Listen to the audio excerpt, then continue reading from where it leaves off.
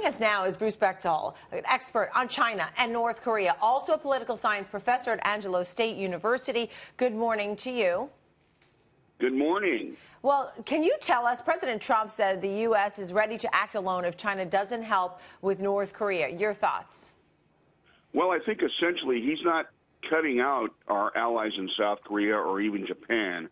Essentially what he's saying is that he understands that China has failed to follow the sanctions that it has agreed to put on North Korea in the past. So if they do that again, he's willing to go it alone. He's willing to use the United States economic instrument of power to go after North Korean banks, front companies, et cetera, that operate in China, and do that with or without Chinese cooperation. President Trump had a phone call with the Prime Minister of Japan yesterday. How did that go? My understanding is it went very well, and he assured the Japanese that we will continue to help them with both their ballistic missile defense and with deterring the North Koreans from firing from firing ballistic missiles that could potentially target Japan.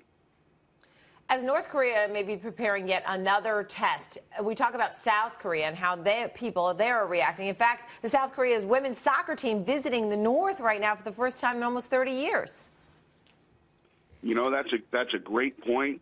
I think the South Koreans, you know, they see the North Koreans as brothers, perhaps brothers who have gone down the wrong path. But nevertheless, the biggest concern for the South Koreans continues to be the North Korean nuclear program, because they could easily wipe out someplace like Seoul. What's the biggest concern for people here in the U.S.? Number one concern right now. I think the biggest concern is North Korea matching a ballistic missile with a nuclear warhead that could hit the United States, and I think we'll be able to see that in the next few months. How hard do you think the president is going to come down on China today? I think that North Korea will be his highest priority, even higher than the economic issues he'll be discussing with China, because he realizes that North Korea presents a clear and imminent danger to the security interests of the United States. Dr. Bruce Bechtol, thank you so much for joining us today. Thank you, ladies. Always a pleasure. Thanks. Thank you.